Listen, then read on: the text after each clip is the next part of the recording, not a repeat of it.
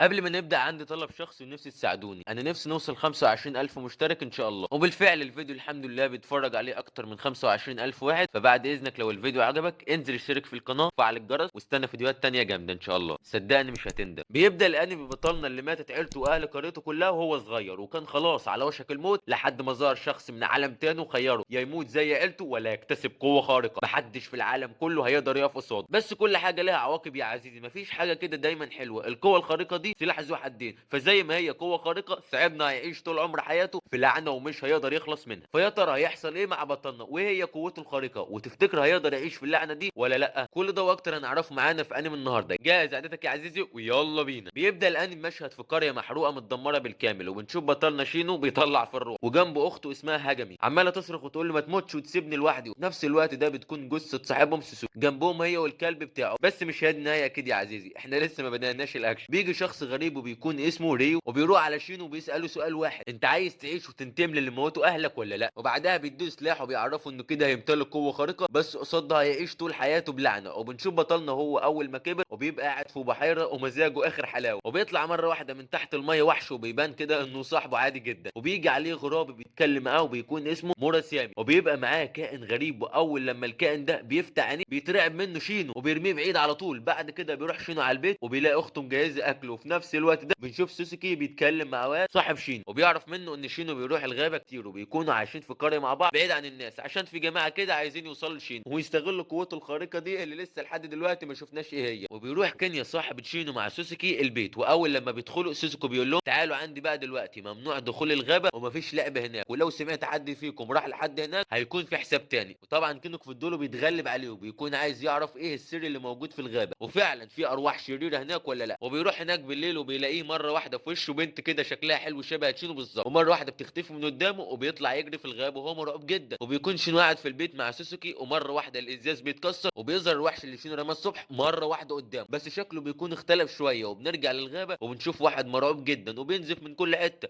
وبيبان كده ان في وحش هاجم عليه وبيقرب منه وبيخلص عليه. وبيجي تاني يوم ومره واحده بيظهر ناس شكلها غريب قدام بيت شينو، وبيبان كده انه خلاص مكانه اتكشف هو واصحابه، يكون معاهم امر انهم يقبضوا على شينو واصحابه ويرجعوا بيهم. واحد فيهم بيفضل يتريق على شينو لانه شكله طفل وبيقول له ازاي الناس خايفين منه وعاملين له حساب وعايزين يقبضوا عليه، ده لسه عيل صغير. بيتعصب شينو عليه وبيقول له استنى اوريك الطفل ده هيعمل ايه. ومره واحده بتظهر هاله غريبه في المكان وبتظهر عين في ايد بطلنا ووشم كده شكله غريب جدا وبيطلع من ايده جناحات، وبيظهر ساعتها موراسيامي. ايوه هي دي جزء من قوه بطلنا اللي مش هتظهر كلها دلوقتي. وبيطلع موراسيامي في صوره غراب بيهجم على الناس دي ومن خوفهم بيختفوا من المكان، وبترجع تاني الاجواء الى طبيعتها وبيدخلوا البيت من تاني. وبيجي عليهم كينيا وهو بيجري وبيقول لهم ان في 3 شبان اختفوا جوه الغابه امبارح. وبعدها بيسال شينو هو راح الغابه هناك امبارح ولا لا. بيرد عليه شينو وبيقول له اروح فين يا عم انت عبيط، انا قاعد هنا وما اتحركتش من مكاني. كينيا ساعتها بيقول له ازاي انا شفتك امبارح هناك. تعصب عليه سوسوكي وبيطرده بره البيت لانه راح هناك من غير ما يسمع كلام كينيا. ساعتها بيتعصب وبيطلع يجري. اما بالنسبه للناس اللي هجمت على شينو من شويه بيرجع له القائد بتاعهم وبيكون اسمه كانامي وبيقول له احنا اسفين ما توقعناش ان الواد هيطلع بالقوه دي كلها. وبيقول لهم مفيش مشكله، المهم اللي احنا عرفناه مكانه فين وانا هعرف اجيبه ازاي بطريقتي انا. وبنرجع لهاجمي وبتعرف سوسوكي ان كينيا مختفي وما روحش البيت وشكله كده في الغابه. وسوسوكي ساعتها بيطلع يجري على الغابه وبيتحول ساعتها الكلب، وهي دي بقى قدرته الخارقه والعياذ بالله يعني. اما بالنسبه لكينيا بيشوف شينو متعلق في خيط عنكبوتيه في الغابه، وساعتها بينصدم كينيا وبيقول له هو انت شينو الحقيقي ولا مين بالظبط. بيستغرب شينو من اللي بيقوله، واول ما بيبص بيلاقي واحد شبهه بالظبط وهو ده اللي حابس كينيا، ومحدش بيكون عارف ده روح شريره ولا طيبه ولا بني ادم ولا ايه ده اصلا. وبيستحضر ساعتها وحش ولسه هيهجم على شينو، فبيدخل ساعتها سوسكي وبينقذهم وبيهجم على الوحش من تاني.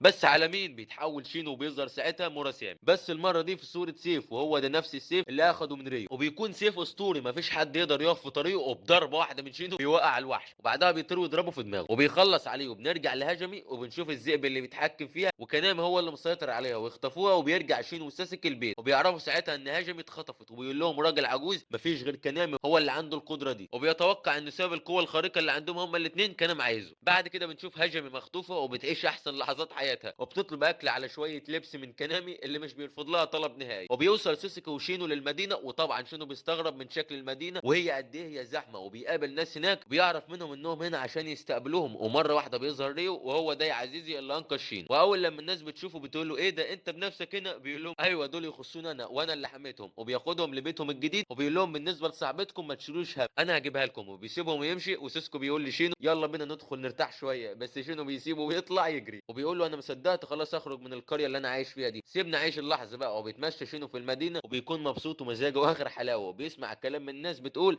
ان في قاتل ارواح في المدينه اليومين دول. وبيكمل في طريقه ومره واحده بيقع عليه واحد اسمه كابونجا، وبنعرف انه بيدور على اخوه واسمه جاباتشي، وبيقول للراجل اللي قرع اخوك ده مش هنا وما تدورش عليه تاني لانه خلاص كده هيكمل بقيه حياته في السجن. وبيكون كل ده بسبب ان شاكين ان هو قاتل الارواح. وبيجي ابو كابونجا وبيعتذر للراجل لارا اللي بنعرف ان اسمه سيران. وطبعا بعد كل الحوارات دي بياخد باله اخيرا كابونجا ان شينو خلاص وقع تحت رجليه، وكابونجا بياخد شينو معاه وعشان يعوضوا عن الحادثه دي بيعزموا على اكل بره. وصاحبنا ما شاء الله عمال ياكل طبق ورا التاني، وكابونجا قاعد مصدوم من كميه الاكل اللي بياكلها. وبيجي عليه مراسامي وسوسكي بس في صوره كلب، وساعتها بيستأذن شينو وبيستغل كابونجا ان دول اصحابه. وبيجي يوم كابونجا فبيلاقي فاتوره الاكل جايه له، وبيسأل صاحب المطعم على المطبخ بابه منين عشان يغسل الاطباق. بعد كده بنشوف جاباتشي محبوس في السجن. ايوه هو ده يا عزيزي اخو كابونجا اللي بيدور عليه. وبيجي تاني يوم وبيصحى تشينو على كلب شكله ضخم قوي، بيكون الكلب الاليف ده بتاع ريو، هو مش اليف قوي بصراحه. وبيتكلم ريو مع تشينو بيقول له انا متوقعتش انك هتدفع الثمن ده قصاد ان انت هتمتلك قوه مراسامي. وبيعرفوا انه بيمتلك سيف مفيش منه في العالم، وبيقدر يقتل اي روح شريره، ومحدش يعرف قصه القوه دي ايه بالظبط ولا حتى ال100% من القوه دي شكلها عامل ازاي. بس كل اللي يعرفه انك لما توصل 100% محدش في العالم كله هيقدر يقف قصادك حتى انا. وبيسأله تشينو عن اللعنه، وبيرد عليه ريو وبيقول له لحد دلوقتي ما نقدرش نحكم عليك، بس مشكلتك الوحيده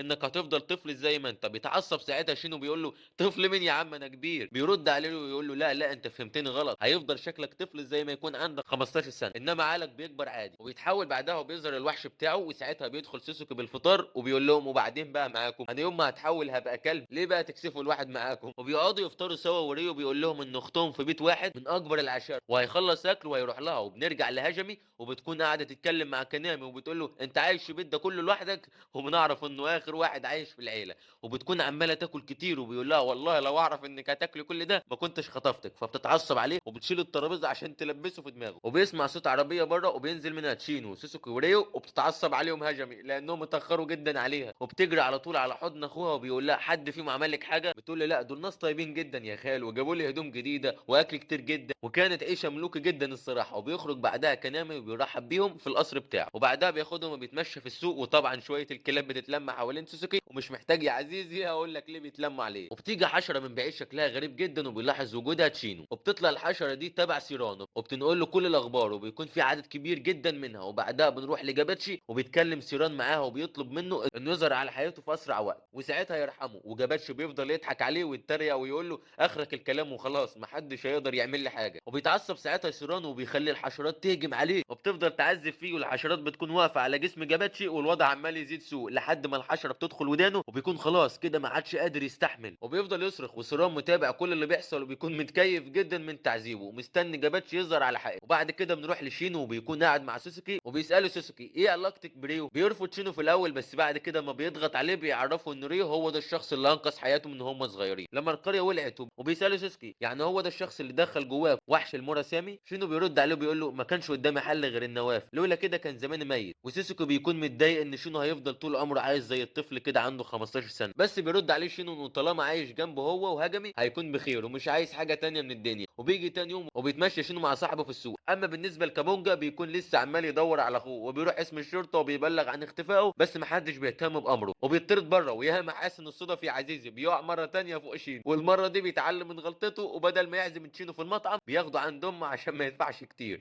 وبيروح بعدها على شينو وشينو بيروح بعدها وبيكون خلاص كده متكيف من الاكل اللي اكل. وشينو بيساله وهو ماشي هو انت كل يوم حد بيطردك ليه؟ فبيقول له انه بيدور على اخوه المحبوس، بس بعدها بيسيبه ويمشي من غير ما يقول له اي تفاصيل عن الموضوع. وبيرجع شينو وساسك البيت واول حاجه بيعملوها بيروح على ريو ويسالوه ايه سبب وجودهم هنا. وبيطلع ريو ساعتها جوهرتين، واول ما بيشوفهم شينو بينصدم وبيمسكهم وخصوصا انهم ضاعوا منه من زمان. وشينو بيطلب منه انه يحتفظ بالجواهر دي من تاني، وبيقول لريو مش ده المهم، المهم عندي دلوقتي ان في 6 اشخاص غيركم معاهم الجواهر دي، وان الجواهر دي تخص ملكه اسطوريه، وان الاسطوره بتقول ان في ملكه اجت المدينه وكانت بتستغل جمالها وسلطتها علشان تتحكم في البشر، وساعتها حرفيا كل حاجه اتدمرت في المدينه وانتشر الفساد فيها. وبيكون مطلوب منهم انهم يلاقوا 6 اشخاص بالجواهر بتاعتهم. طبعا تشينو بيعترض وبيقول له روق كده يا عمنا العالم فيه 8 مليار بني ادم، بس انا هجيبه ازاي دلوقتي؟ وبيقترح عليه انه يعمل اعلان عن الجواهر دي وساعتها هيلاقيها ان شاء الله. بيقول له ريو الموضوع لو بالسهوله دي كان زماني لقيتهم من زمان، لازم يكون في الموضوع ده سر ومحدش يعرف عنه حاجه. وبيعرف سوسوكي ساعتها انه لو قدر يجمع الجواهر دي هيقدر يوصل لابوه. ساعتها بيضطر سوسوكي يوافق ويسيبه ويمشي وشينو خارج وراه وراه. بيسالوا رينو انت لاحظت اي تغيرات على صاحبك بعد الحادثه؟ طبعا شينو بيقول له انا صاحبي عمره ما اتغير ابدا، كل ده كلام، وسوسكي هيفضل هو سوسكي اللي انا عرفته من زمان. وبنرجع لجاباتشي وبيكون خلاص الحشرات اكلت جسمه، وبيروح الاب عشان يتحايل على سيران انه يسيب ابنه ويمشي. بس سيران مش بيهتم بيه خالص ولا حتى بيتعاطف معاه، لا ده كمان ايه بيفضل يتريق عليه. وبينزل بعدها لجاباتشي وبيقول له ابوك جه تحت رجلي زي الكلب النهارده، وانا طردته وقلت له ابنك مات وما عدتش تسال عنه تاني. وبيفضل يستفز فيه لحد ما مره واحده بيتحول جاباتشي وبتخرج منه طاقه بتدمر المكان كله، وبيطير ساعتها في الهواء في صوره قاتل الارواح. واهل القريه كلهم بينصدموا من شكله. اما بالنسبه لسيران بيموت كل اتباعه اللي كانوا موجودين معاه، بس هو مش بيهمه كل ده، وبيفضل يضحك بكل هستيريا وبيقول انا كنت على حق. وشينو وسوسكي بيتمشوا في السوق، وساعتها القاتل الارواح بيشم ريحه شينو وبيكون عايز يقتله. اما بالنسبه لشينو بيحس بخطر هو كمان. وشكلنا كده يا عزيزي هنشوف معركه بين الاثنين دلوقتي. فلو انت وصلت لحد هنا والانمي عجبك انزل اشترك تحت في القناه، عايزين نوصل 50,000 مشترك. وفعلا الاثنين بيواجهوا بعض، بس بيختار شينو انه يهرب بره المدينه عشان يحافظ على حياه الناس، وبيفضل يجري من فوق البيوت، وطبعا قاتل الارواح مش بيسيبه. اما بالنسبه لسوسوكي بيتحول لكلب وبيطلع يجري وراهم هو كمان. وكابونجا بيكون واقف وسط الناس وبينصدم من النظر اللي وصل لاخوه. وجاباتشي بيواجه تشينو وبتحاول ساعتها وبيحاول يهجم ليه، بس تشينو بيحس بحاجه غريبه في الشخص اللي قدامه،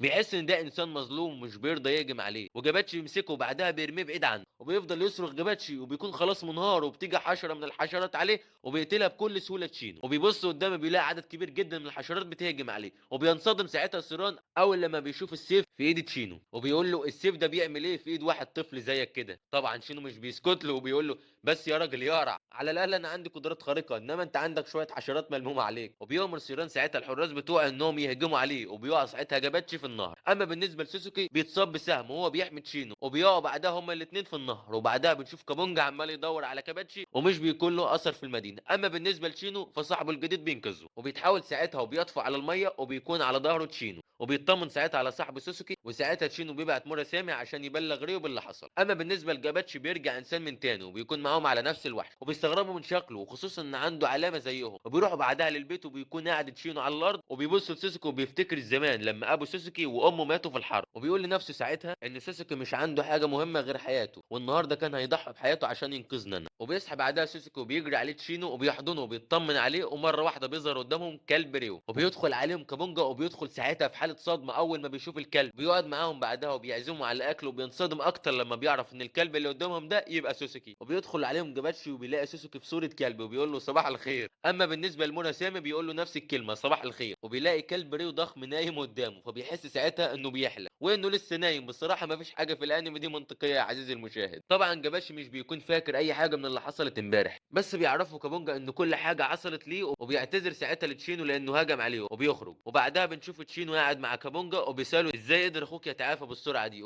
ان كان في حرب في الشمال وكنت انا واخويا في الجيش واتبعتنا لهناك، وساعتها شفنا الموت بعينينا كذا مره بسبب الجوع والبرد، والقريه كلها كانت في حاله صعبه، وفي عدد كبير جدا من الجنود هرب ومنهم اللي مات. وفضلت انا واخويا لحد ما قاتل ارواح هجم على كتيبه الجيش بتاعتنا، وفي الوقت ده مت انا واخويا فعلا. بس حصل حاجه غريبه جدا وظهر معانا الجوهرتين وقدرنا نعيش لحد دلوقتي. بس صدقني ما اعرفش اي تفاصيل حصلت في اليوم ده. وبينزل ساعتها تشينو من اللي بيسمعه لان تعتبر قصته قريبه له، وده معناه انه لقى 2 من اصل 6. وبيكمل كابونجو الحكايه وبيقول له ان اخته ماتت بسبب حزنها عليه وكانت خطيبه جاباتشي. يعني من الاخر كده جاباتشي ده زي اخويا وكان خطيب اختي. ودخل جاباتشي في حاله صدمه وقرر انه ينتحر، بس ما فيش حاجه اثرت فيه، وكل مره كان بينتحر فيها كان بيتعافى جسمه. وبس هي دي كل الحكايه. بعدها بيسالوا كابونجا ايه بقى حكايتك انت وسوسوكي. وبنرجع لسيرانو وبيروح للقائد بتاعه وبيحكي له كل اللي حصل، وبيستغرب ساعتها من اللي بيسمعه ان في بني ادم عنده قوه مراسامي. وبيقول للقائد دي مجرد اشاعات اكيد. وساعتها بيمشي سيران من عنده، بس هو ماشي بيحذره القائد وبيقول له لو قربت للشخص ده هتموت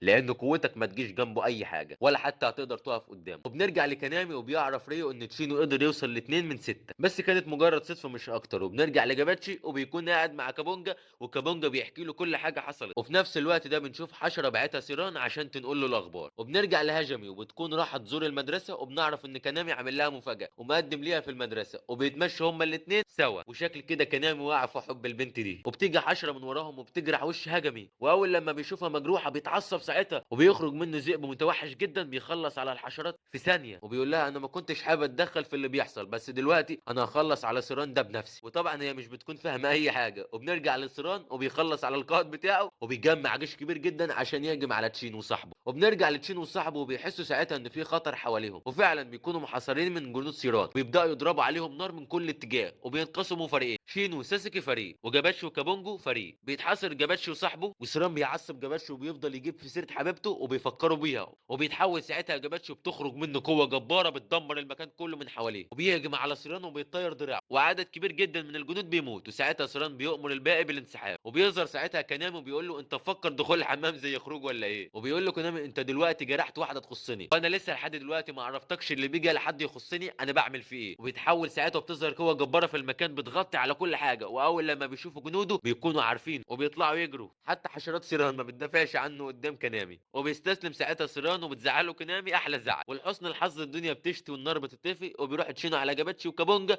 عشان يطمن عليهم. ساعتها بيشكروا جاباتشي، وبيجي تاني يوم بيتمشى شينو في القصر وبيلاقي وحش في اخر الطرقه، وساعتها بيترعب جدا وريو بيجوا من وراه وبيتخض ساعتها تشينو وبيعرفوا ريو ان في حتت في القصر ممنوع نخشها، حتى انا ممنوع اخشها. وشينو بيستغرب ساعتها ان ازاي في حد بيخاف منه ريو، وبيعمل له حساب كده وبيروح معاه المكتب، وكنامي بيعرفهم ان خلاص حوار سيران اتقفل. وبتيجي ناس شكلها غريب وريو بيروح معاها، بس قبل ما يمشي بيقول لشينو ما تعملش مشاكل وخليك في حالك. وشينو بيسأل كنامي هو ريو هيروح فين كده. كنامي بيعرفه انه يعتبر من عيله حاكمه ولها شأن كبير جدا عند الناس، وبيروح يحكم بين الناس وكله بيعمل له الف حساب. وبعدها بيرجع تشينو عشان يطمن على سوسوكي، وطبعا سوسوكي بيكون عايز ينام بقاله يومين وبيقول لشينو خليك جنبي هنا وما تروحش في اي حته. وطبعا شينو بيسمع الكلام جدا، واول لما سوسوكي بينام بيروح بعدها يدور على اكل وبيخبط في بنت جميله جدا، واول لما بتشوف مراسامي في ايد شينو بتصوت وبتطلع تجري، وتشينو بيروح بعدها على طول يحكي اللي حصل لكونامي. وبيعرفوا ان البنت دي اسمها ايامي، وكونامي بيقول له ساعتها شكلك محظوظ جدا عشان التعبان ما يهاجمش عليك. هاجمي لما بتسمع بالموضوع دوت بتجهز باقه من الورد شكلها جميل جدا، وبتقول لشينو انه يروح بعديها ليامي بدل اللي اتقطعت، وبتطلب منه انه يعزمها على شاي عندها عشان تتصاحب على هجمي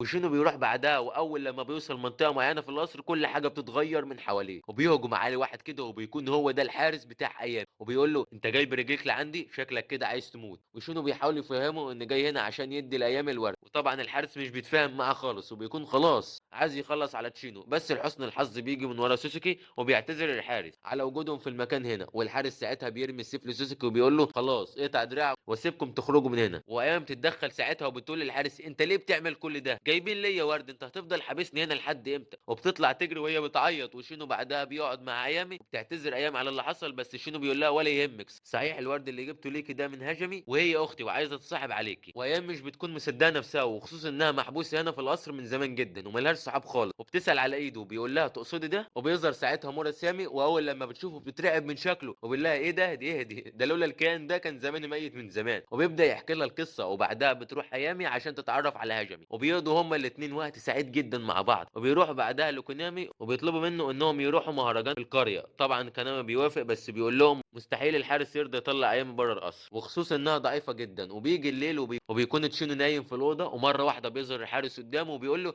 انا عمري ما حققت امنيه لايام، وانها من ساعه ما اتولدت وانا مسؤول عن حمايتها ومنعها من الاختلاط مع البشر. وايام بتيجي من ورا تشينو وبتطلب من الحارس انه يوافق على خروجها، والحارس بيوافق على طلبها وبيخرجوا سوا وبيروحوا للبحيره وبيحضروا المهرجان وبتكون مبسوطه جدا. اما بالنسبه لتشينو الحارس بيروح لعنده وبيشكره لانه كان سبب في سعاده ايامي، وبيقول له الحارس انه بيمتلك قوه جباره، وبيقول له كمان ان بقوتي دي ما اقدرش حتى اقف قصادك، بس بيكون واثق ان تشينو هيبدا يستخدم القوه دي صح. وبيجي تاني يوم وبيروح تشينو لريو وبيكون معاه جريده وفيها اخبار عن وفاه 5 اشخاص في القريه، وشينو بيساله انت تعرف حاجه عن الموضوع ده ولا لا؟ ريو بيقول له ان ال5 اشخاص دول دخلوا الجبل ومن بعدها اللعنه اصابتهم وماتوا، محدش عارف مين اللي ساكن الجبل ده، بس في اشاعات بتقول ان ساكنه وحش من الوحوش. وشينو طبعا اول لما بيسمع سيره وحش وان في حاجات غريبه بتحصل في القريه دي على طول بياخد اول قطر وبيروح على هناك. وهو في القطر بيقابل ناس من القريه وبيسالهم عن الجبل، وبيعرفوهم انها منطقه محظوره يعني ما فيش حد يقدر يدخلها ويطلع منها سليم، حتى اللي طلع منها سليم ما كملش يومين ومات. وبعدها بنرجع لسوسوكي وبيدخل عليه وبيساله عن شينو، وبيتوقع ساعتها ان شينو راح على القريه على طول عشان يعرف ايه حكايتها، وبيقول لسيسوكو ان لازم يروح على هناك وما يسيبش شينو لوحده. وشينو اول لما بيوصل القريه بيروح على طول على الغابه، وبيكون في طريقه جبل، وبيحس بحاجه غريبه في الجواهر بتاعته، وبيقع ساعتها من على الجبل وبتختفي من معاه جوهره سوسكي. اول لما بيقع وبيفضل يدور عليها، ومره واحده بيظهر قدامه قرد عملاق جدا، وشينو بيساله هو انت شفت الجوهره بتاعتي ولا لا؟ وبيكون حزين جدا لانه ضيع جوهره صاحبه، ومش بياخد باله خالص انه قدام وحش كبير جدا، والقرد بيختفي من قدامه وبيرجع له تاني وهو مع حته من الذهب. وشينو بيقف بعدها وهو ماسك قطعه الذهب، وبيقول له ما اقصدش الذهب، انا اقصد القطعه شبه دي، وبيشكره انه بيحاول يساعده، وبيقول له خلاص انا هدور عليها بنفسي. وبنرجع للقريه ونتعرف على الدكتوره، وبيكون عندها 2 من اهل الضحايا اللي ماتوا، وبيسالوها على سبب المرض اللي عندهم وهل ليه علاقه باللعنه اللي اهلهم ماتوا بسببها ولا لا، وبتعرفهم انه مجرد مرض عادي، وساعتها بيطمنوا جدا وبيطيروا من الفرحه كمان. وبنرجع لشينو وبيكون قاعد في الغابه لسه وعمال يدور على الجوهره، ومش بيبقى عارف هيقول لسوسوكي ايه. وسوسوكي مره واحده بيظهر قدامه بيقول له بعد كده لما تتحرك من مكان يا ريت تعرفني. ومش بيكون جاي لوحده، بيكون معاه جاباتشي واخوه، وبيجي تشينو يعرفهم على القرد، بس مره واحده بيختفي من الغابه. وشينو بعدها بيصارح سوسوكي وبيقول له ان الجوهره بتاعته ضاعت لما وقع من الغابه. وسوسوكي بيقرب منه بيقول له ولا يهمك تعال نروح دلوقتي، بس شينو بيكون رافض يتحرك من مكانه قبل ما يلاقي الجوهره. وسوسوكي بيحضنه بقى ساعتها وبيشيله وبيقول له نرجع لها وقت تاني. وهم نازلين من الجبل بيقابلهم الاثنين اللي كانوا لسه بيكشفوا عند الدكتوره، وبيسالوا على مكان يباتوا فيه لانهم لسه راجعين من الجبل. واول لما الاثنين بيسمعوا سيره الجبل بيبلغوا عنهم فورا، وبيترمي شينو واصحابه في الحجز الصحي. والدكتوره بتكون قاعده لوحدها وعماله تفكر عن سبب موت اهل القريه، يا ترى هو سبب اللعنه فعلا ولا لا، ولا هو مجرد مرض مزمن. وبيجي عليها زميلها في الشغل وبيقول لها قدرنا نقبض على ناس لسه جايين من الجبل، وهتقدري تعملي الابحاث بتاعتك براحتك. وبعد كده بنشوف مجموعه من الستات وبيكون الوضع مش عاجبهم، وبيكون قاعد معاهم واحد اسمه سيفن. وركز قوي يا عزيزي مع سيفن ده. وبنرجع للدكتوره وبتنزل الحاج وبتقول لهم ان هم هيفضلوا هنا لحد ما يتاكدوا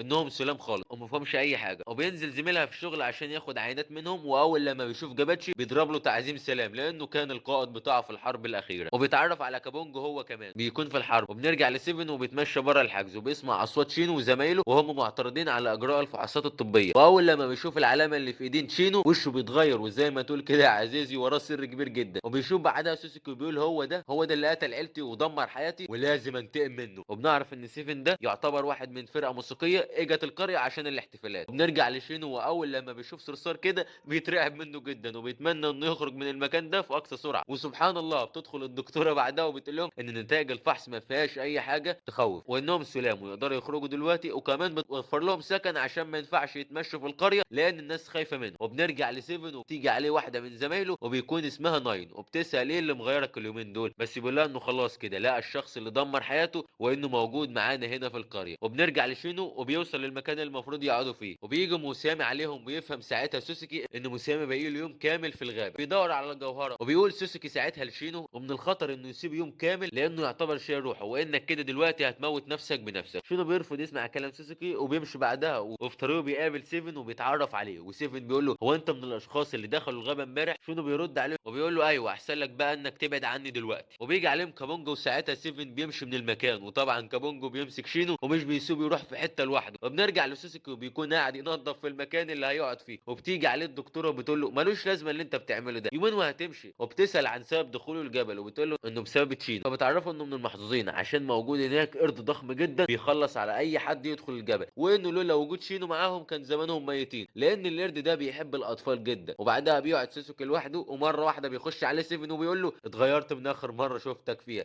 بس جه اليوم اللي هاخد حقي منك. وطبعا سوسوكي مش بيكون فاهم اي حاجه من اللي بتحصل. وفي نفس الوقت ده بيكون شينو رايح على سوسوكي عشان يعتذر منه على اسلوبه، وبيدخل عليه وبيلاقيه غرقان في دمه وسيفن غارز السيف في كتفه. وسيسوكو بيحذر شينو ما يقربش منه ولا يتدخل في الموضوع، بس شينو بيطلع يجري عليه عشان يطمن. وبيتدخل سيفن في الموضوع بيقول له بلاش تمثيل بقى، السؤال المهم هنا ليه قتلت عيلتي؟ طبعا سوسوكي مش بيكون فاهم اي حاجه من اللي بيقولها، وبيجي يهجم عليه سيفن من تاني، بس المره ده بيقف قصاد شينو وبيقول له انت فاهم الموضوع غلط ولا ايه يا نجم؟ بيرد عليه سيفن مستحيل انسى الوش ده وانه كان السبب في موت اهلي وعيلتي. وبيدخلوا الاثنين في قتال وبيبان ان مهارات سيفن استخدام السيف لا استهانه بها، وبيقع شينو على الارض وبيقول له سيفن خلاص كده هي دي نهايتك. وبيجي عشان يخلص على سوسوكي بيلاقيه في هيئه كلب، وسوسوكي بيروح بعدها على شينو في اللحظه دي، وبينصدم سيفن ومش بيكون فاهم اي حاجه لحد ما بتدخل ناين وبتقول له انت شكلك شكيت في الراجل الغلط يا سيفن، ده اتحول لكلب. طبعا سوسوكي بيحس ساعتها بالاهانه، وبتلاحظ ناين وجود سيف مراسامي، وبتسال نفسها يا ترى مين الطفل ده وايه قصته. وناين بتعتذر لهم وبتقول لهم قصاد الاعتذار ده اطلبوا اي حاجه وانا هنفذه. عايزه. فبيطلب منها شينو تدور على الجوهره اللي ضاعت منه في الجبل، وبتوافق وعلى طول بتسيبه وبتمشي. وبعدها بيكون قاعد شينو مع الدكتوره، وبيدخل عليهم الدكتور وبيقول لهم ان سكان القريه عايزين يخشوا الجبل من تاني بسبب وجود الذهب، وده انا لقيته في جيبه شينو. وقت فحص جاباتشي ساعتها بيسال شينو انت لقيت الذهب ده فين؟ بيتوتر في الكلام ساعتها وبيقول له انا لقيت الذهب ده في الجبل. وشينو بيقعد بعدها مع سوسكي عشان يطمن عليه، وبيجي عليه سيفن وبيعتذر لهم على الحادثه اللي حصلت، وبيسالوا شينو عن ناين. بيرد عليهم سيفن ساعتها ان البنت دي تعتبر اخته لانها انقذت حياته. وبنرجع لناين وبنلاقيها في الجبل وبتتكلم مع ليرد، واللي بيموت ما بين ايديه بيكون ابنه الصغير. وبيقول لهم انا استنيت طول عمري بنت صغيره كانت بتلعب مع ابني ووعدته انها ترجع له تاني، ودلوقتي ابني مات بسبب الوحده اللي هو كان عايش فيها. وبيكون خلاص وصل لمرحله يأس بسبب موت ابنه بين ايديه من غير ما يعرف يعمل له اي حاجه. وبنرجع للدكتوره وبنلاقي سكان القريه كلهم عندها وبيطلبوا منها الطفل عشان يكون الدليل بتاعهم في الجبل، يعني بالبلدي كده يدخلوا الجبل في حمايه شينو. وبعدها الدكتوره بتسيبهم وبتمشي، وبيجي لها رساله من مراسامي ان اهل القريه خطفوا شينو معاهم للغابه. وبنروح لشينو وبنلاقيه ماشي مع اهل القريه وفي طريقهم للجبل، وبيعرفهم شينو انهم محاصرين من كل اتجاه من حاجز غير مرئي عشان يمنع تقدمهم للقرد الضخم، وده خوفا على حياتهم مش اكتر. وطبعا في اللحظه ديت مراسامي بيتدخل وبيكسر الحاجز. الله عليك يا ابني. وساعتها كل حاجه تتغير من حواليهم، والنهار بيقلب ليل والدنيا بتشتي جامد جدا. وبنتاكد ساعتها ان مراسامي قام الواجب معاهم وكسر الحاجز. في اللحظه دي بيتدخل القرد العملاق وبيكون غضبان جدا ومتعصب، ويمسك واحد من اهل القريه وبيعملوا عصير طماطم في ايديه. ومش بيسكت على كده، لا ده كمان بيفضل يقتل فيهم واحد ورا التاني. وبنرجع للدكتوره وبتكون ماشيه في طريق الغابه، وبتلاقي طفل القرد العملاق ميت على جنب، وبتفتكر ذكرياتها وبتكون هي دي البنت اللي وعدت القرد قبل كده انها ترجع له تاني وبعدها اختفت،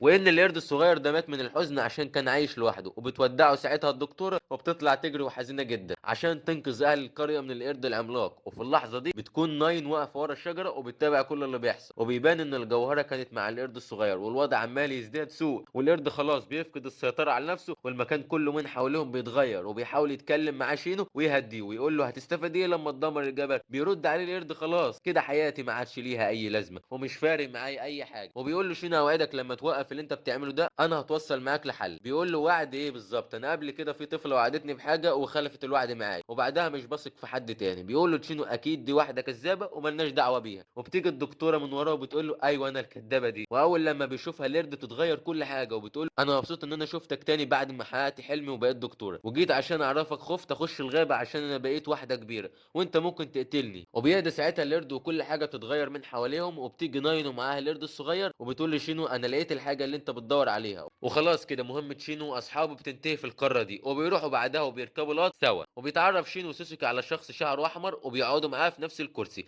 والدنيا بتشتي تلج والاجواء بتكون جميله جدا. وسوسوكي بيروح عشان يجيب حاجه سخنه يشربوها، وبيدخل راجل شكله غريب جدا على شينو وبيكون شارب حاجه، بس شينو بيعرف يتصرف معاه كويس وبيدوله ضربه بتلزقه في الحيطه، وبعدها بيرميه على الوحش الصغير بتاعه. وسوسوكي عشان بيحب الخير بيكب على الوحش شويه ميه، وساعتها حجم الوحش بيتغير. وطبعا الراجل ابو شعر احمر بيكون مستغرب من كل اللي بيحصل اللي حواليه. وبنرجع لهجمي وبتفتكر انه في وقت من السنه زي الوقت ده ودعت اخوها الكبير الحقيقي، ومن ساعتها ما تعرفش عنه اي حاجه. وبيوصلوا للمحطه اللي بعدها وبيدخل واحد من مطاردين الارواح القطر، وبيحس بحاجه غريبه ويروح على شينو وسوسكي وبيلاقي فيه جنيه تلج، وهي اللي بتكون مسيطره على الراجل ابو شعر احمر. يعني هو كمان طلع مش طبيعي، وبكل سهوله بتهجم عليه الجنيه وبتعمله تمثال تلج. واول لما بيشوفها شينو بيعرفها وبيقول له الراجل ابو شعر احمر انت تعرفها منين؟ بيقول له شينو كنت في عاصفه ثلجيه قبل كده وهي انقذتني. طبعا اول لما بيعرف سوسكي الموضوع ده بيقول له ما حكيتليش عن حاجه زي كده قبل كده ليه؟ شينو ساعتها بيحاول يغير الموضوع في الكلام، وبيطلب الراجل ابو شعر احمر من انهم يبعدوا الجنيه ده عنه، بس بيقول له شينو طول ما هي جنبك اكيد بتحميك من خطر معين، ولو مشيت انت هتموت. وبيوصلوا ساعتها للمدينه وبيودع الشخص ابو احمر ده، وبينصدم اول لما بيشوف غراب خارج من ايد شينو. وبيسترجع الراجل ابو شعر احمر ذكرياته وبيفتكر اليوم اللي كان هيموت فيه، وجات عليه الجنيه وسالته سؤال انت عايز تعيش لايه؟ ورد عليها عشان عندي اخت صغيره هقبلها في يوم من الايام، اخو هجمي الحقيقي. وبنرجع لهجمي وبنشوفها بتجهز نفسها عشان تروح لمدرستها الجديده، وكنامي بيودعها في الوقت ده بيسال عن حلمها ايه. بترد عليه وبتقول له ان حلمها تكون دكتوره. وبعدها بنشوف سوسوكي مجهز اكل الهجمي عشان تاخده معاه المدرسه، بس ايامي والكلب بيقوموا بالواجب وبيقعدوا ياكلوا من الاكل ده وبيخلصوا نص. وسوسوكي بيودع هجمي بيطلب منه لما يصحى شينو يجيب لها كتب المدرسه، وفعلا الكتب بتوصل وبياخدها شينو وبيحذرها سوسوكي ان المدرسه دي ممنوع فيها الرجاله، وشينو بيوصل للمدرسه وبتكون مدرسه ضخمه جدا. اما بالنسبه لهاجمي فبتتعرف ساعتها صاحبتها الجديده سوزي وبتعزمها ساعتها على كيكه، وبنرجع لكنامي وبيكون حاسس بملل بعد ما هاجمي راحت المدرسه وسابته لوحده، وهاجمي بتكون عماله تتكلم مع سوزي وبتعرف سوزي ان في قواعد المدرسه صارمه، وخصوصا لو اتعاملت مع المراقب ساعتها هتكرهي حياتك. وهم قاعدين في امان الله بيجي عليهم مراسامي، طبعا سوسكي بتخاف منه جدا من شكله. بيقول مراسامي الهجمي شينو بيستناكي تحت ومعاه كتب، وبتنزل تسلم عليه وبتاخد منه الكتب ويودعها ساعتها شينو، وبيمشي وفي طريقه بيحس بحاجه غريبه جدا، وبيدخل شينو في حاله صدمه لتاني يوم، وبيكون في بيت كابونجا وبيحكي لهم شينو انه لقى دميه وكانت عباره عن شبح بالظبط، وبيديله ورقه وقلم عشان يرسم له الشبح ده، وبيكون شكله عامل زي الدبدوب. الكل عمال يضحك عليه عشان ازاي شينو الوحش ده خايف من شبح زي ده. بيجي اول يوم لهاجم في المدرسه وبتكون ماشيه لوحدها وبتنادي عليه المراقبه وبتقول له انه ممنوع تمشي في الحديقه المدرسيه بالليل، وهاجم بتعتذر لها وبتعرفها انها كانت بتاخد حاجه من اختها الصغيره، وساعتها المراقبه بتسامحها عشان اول يوم ليها في المدرسه، وبتعرفها انه موجود حارس ليلي في المدرسه ولو قبض عليكي ساعتها هتكوني في مشكله. وبيجي الليل وساعتها بيروح سيفن مع شينو وسوسكي عشان يتاكدوا من موضوع الشبح ده. مره واحده المكان بيتغير من حواليهم وبيظهر لهم شبح الدميه، وبيقرب لهم ويقول لهم قوانين المدرسه ممنوع دخول الكلاب هنا وممنوع دخول الرجاله، وانا دلوقتي هعاقبكم. وبيبدا يهجم عليهم وبيطلع يجري منه ما عدا سوسكي بيعتذر له وبيقول له انه مجرد سوء تفاهم، وهم هنا بيطمنوا على صديق طفولتهم مش اكتر. وبيجي تاني يوم وسوزي نازله مع هجمي بتقول لها ان عندهم اصحاب بيحبوها قوي وجم من امبارح عشان يطمنوا عليها، وبعدها سوزي بتسيبهم بحجه انها نسيت حاجه في الاوضه. وفي الوقت ده بتنزل مراقبه على هجمي وبتقول لها انت واقفه هنا بتعملي ايه؟ بترد عليها هجمي انا مستنيه صاحبتي في الاوضه. بتستغرب المراقبه وتقول لها محدش معاك اساسا في الاوضه، وبتروح تجري هاجمي عشان تتاكد من الموضوع، وساعتها مش بتلاقي حد وبيكون جنبها على سرير الدميه الصغيره. وبعد كده بنروح لشينو وبيكون قاعد وبتيجي عليه بنت عيونها ذهبي وبتشد لها شينو جدا وبتعرفوا على بعض وبتقعد جنب شينو، وبيحس ساعتها بحاجه غريبه وبتكون قايمه تمشي بس بيديلها شينو سلسله هديه. وبنرجع لسيفن وبيكون ماشي في القريه وبيقابل شخص شكله غريب جدا وبيحس ان هو ده اللي قتل عيلته، وبيجري وراه بس المره دي بيقف في طريقه جابتشي وبيساله انت كويس ولا فيك حاجه. ومن بعدها بيختفي الشخص من قدام عينين سيفن، وبيروح سيفن البيت وبتدخل عليه ناين وبيقول لها انا متاكد ان الشخص ده هنا في المدينه، وبيفتكر ذكرياته لما الشخص ده هجم عليه بس لسبب ما ماتش سيفن وقدر يهجم عليه ويعوره في وشه. وبنرجع لشينو وبيكون عمال يجري ورا الغراب بتاعه عشان اكل اكله، وفي طريقه بيقابل سيفن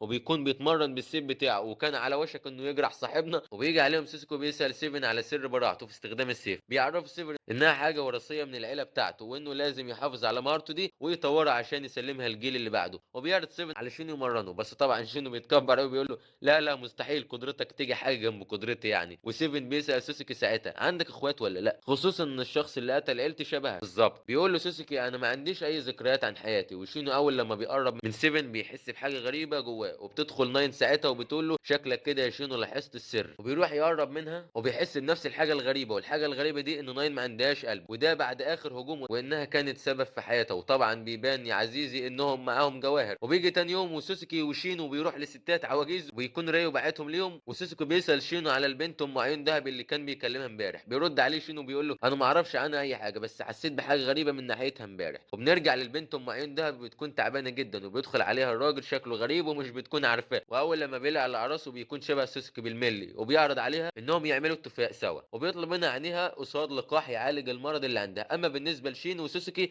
فبيوصلوا الستات العواجيز، واول لما شينو بيشوفهم بيجهز السيف بتاعهم وبيفكرهم اشباح، وسوسكي بيحاول يهديه بس اول لما شينو بيشوف صرصار طاير على طول بيطلع يجري باقصى سرعته. وسوسكي بيعرف ساعتها الستات العواجيز انه جاي من طرف ريو، طبعا بيستغلوه وبيفضلوا يطلبوا منه طلبات. وبنروح لسيفن وبيتمشى في القريه وبيقابل ساعتها جاباتشي ومعاه شينو. ومره سامي بيحس بحاجه غريبه في المكان، ومره واحده بيظهر قدامهم شبيه سوسكي وده اللي قتل عيله سيفن، وبيكون عارف شينو. واول لما بيهجم عليه سيفن بيتجمد في مكانه وبيقرب بعدها لشينو وبيقول له وحشتني يا صاحبي شكل قوتك زادت عن اخر مره سبتك فيها. وبينصدم ساعتها شينو جدا ومش بيكون فاهم اي حاجه من اللي بتحصل، وبيسيبهم بعدها وبيمشي وكل حاجه بترجع لطبيعتها. وبنرجع للبنت ام عيون دهبي وبيبان كده انها وافقت تضحي بعيونها قصاد انها تاخد لقاح وتعيش اسبوع زياده. وشينو على طول بيطلع يجري على ريو وبيحكي له كل حاجه حصلت، وبيقول له ريو بما انك لاحظت الموضوع الموضوع، فنص روح سوسكي مفقوده، وانه المفروض يموت لو ما قدرش يرجع روحه، بس الحاجه الوحيده اللي مخليه عايش هو وجودك جنبه يا شينو. استغفر الله العظيم يا رب يعني. وبيرجع شينو على سوسكي وبيكون لسه شغال في البيت، وشينو بيقول له ان النهارده قابل الشخص اللي بيدور عليه سيفن، فبيساله سوسكي هو فعلا شبهي؟ بيرد عليه شينو ما ركزتش قوي في وشه. بعدها بيروحوا سوا، وبالنسبه لسيفن بيعرف ناين انه خلاص لقى الشخص اللي المفروض ينتقم منه، وبيخرج من البيت ساعتها وبيتمشى في القريه عشان يدور عليه. وطبعا الشبح بيلاحظ وجود سيفن في القريه وعارف انه بيدور عليه، ونشوف الشبح وهو سارع عيون البنت ام عيون ذهبي وبيتكلم مع البنت الغامضه وبيقول لها مستحيل يلاقيني، لان الشبح في الاساس. بتقول لها البنت عيونك جميله جدا، وبيقول لها انا عملت الصفقه دي عشان خاطر شينو بيحب العيون دي. وبتساله للدرجه دي بتحب شينو؟ وبيقول لها مش عارف، بس قضينا وقت كبير جدا مع بعض في ذكريات طفولتنا. وبيشكرها انها انقذته، ومحدش بيكون عارف شخصيه البنت دي تبقى مين يا عزيزي. وبنرجع لشينو وهو بيتمشى وبيجي عليه سيفن وبيمسكه جامد وبيقول له انت تعرف الراجل اللي شبه سوسكي ده منين؟ بيرد عليه وبيقول له انا ما اعرفش عنه حاجه. بيتعصب عليه سيفن وبيقول له انا متاكد انك تعرف حاجه عنه ومخبيها. وفي اللحظه دي بيدخل عليهم جاباتشي وبيرشهم بالميه وبيقول لهم بلاش صداع بقى. وبعد كده بيتمشى شينو مع سوسكي وبيفتكر اليوم اللي قابل فيه شبيه سوسكي الشبح، وبيكون في طريقهم للسيدات العواجيز، وبيبقى قابلوا البنت ام عيون دهبي ويقعدوا يتكلم معاهم،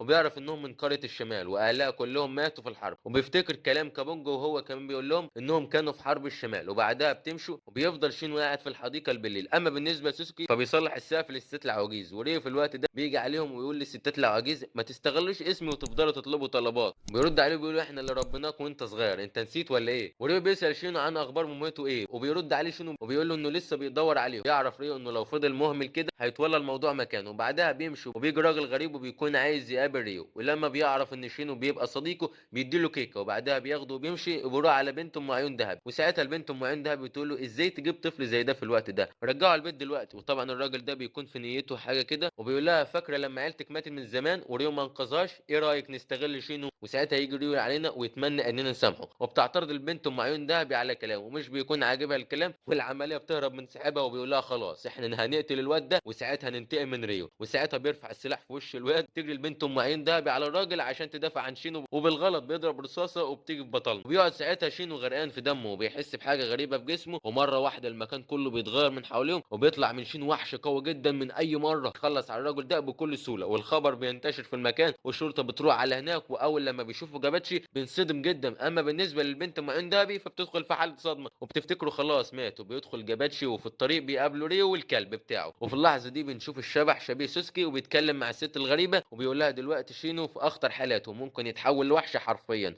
محدش يقدر يسيطر عليه، حتى ريو بنفسه ما يقدرش يقف قدام قوته. وبياخده على البيت والحمد لله بيصحى شينو اول حاجه بيفكر فيها الاكل، وبيكون جعان جدا وبيحكي شينو على اللي حصل وبيقول له ريو الراجل راح فين. فبيعرفوا شينو انه مره سامي في الوقت ده كان اقوى من اي مره وخلص على الراجل ده واكله. فبيعرفوا ريو ساعتها انه لازم يخلوا باله بعد كده، بس شينو مش بيهتم وبيقول لهم انا ما فيش حد يقدر عليا ومستحيل اموت. وطبعا سوسكي بيتعصب من طريقه كلامه وان حط حياته في خطر وضربه بالقلم ساعتها. وبعدها بيمشي جاباتشي مع سوسكي وبيقول لجاباتشي لسوسكي غلط منك على فكره انك تضرب شينو كده. وسوسكي بيقول له ساعتها ان ده زي اخويا بالظبط وكان هيكون صعب عليا ان اشوفه بيموت قدام عينيا. وبنرجع لشينو وبيكون متعصب جدا وعمال يقطع في المخده، وريو بيقول له خد راحتك دلوقتي في النوم وما تخرجش في اي مكان اليومين دول. شينو بيكون مستغرب جدا من كلامه ومش فاهم اي حاجه، وبيفهم ريو ان جسمه دلوقتي خرج عن السيطره وانه ممكن يتحول لوحش في اي وقت، وخصوصا ان مراسامي قوته زادت بعد ما اكل الراجل. وفعلا بنشوف دراع بطلنا شكله اتغير بالكامل. وسوسكي بيروح للبنت ام عيون دهبي ويطمن عليها وبيطمنها على شينو وانه الحمد لله بخير. وساعتها بتطمن جدا وبتعتذر لانها كانت سبب في اللي حصل. وبيرد عليها سوسكي وبيقول لها انت مالكيش ذنب في اي حاجه. وبعدها البنت بتمشي لوحدها. تظهر مره واحده الستات العواجيز وبيحذروا سوسكي ان يقرب من البنت دي تاني لان جواها وحش، والبنت هي مروحه بنلاحظ حاجه غريبه عن وبيظهر ظل وحش وراها على الحيطه. وبنرجع لبطلنا شينو وبيكون جسمه بدا يتغير وبيحصل فيه حاجات غريبه وشكله بيتغير تماما وبيغمى عليه في الحمام. وبيدخل عليه ريو عشان يطمن عليه،